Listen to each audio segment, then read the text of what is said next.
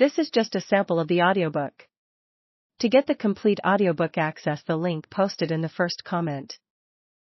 Creativity, refusal, remembering, visionary thinking, healing, rebellious spirit, boldness, determination, and subversiveness of abolitionists to eradicate injustice in and outside of schools.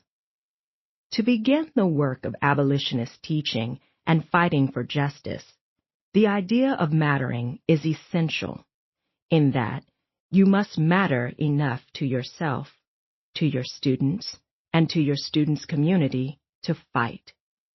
But for dark people, the very basic idea of mattering is sometimes hard to conceptualize when your country finds you disposable.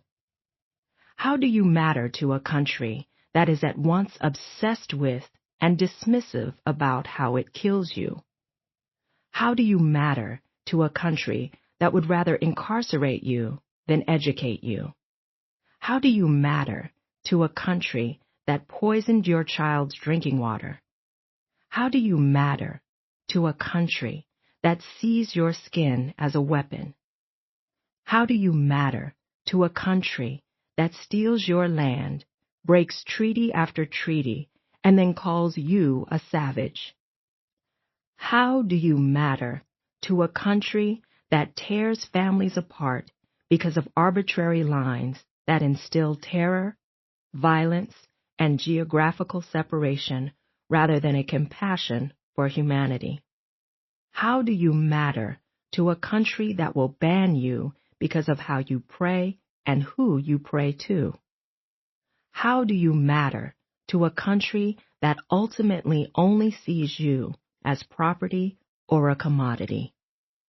How do you matter to a country that rips children out of the hands of their parents and locks them in dog cages for seeking a better life? How do you matter to a country that measures your knowledge against a gap it created?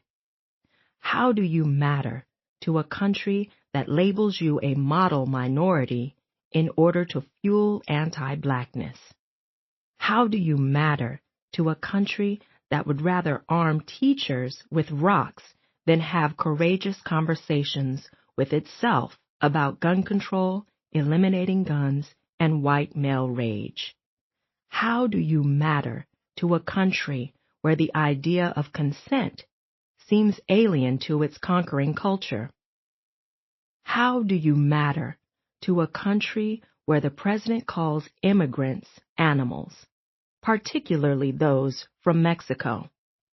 How do you matter to a country where Betsy DeVos, a billionaire heiress and staunch advocate of privatizing public education, who refuses to protect our most vulnerable students in public schools, is the Secretary of Education?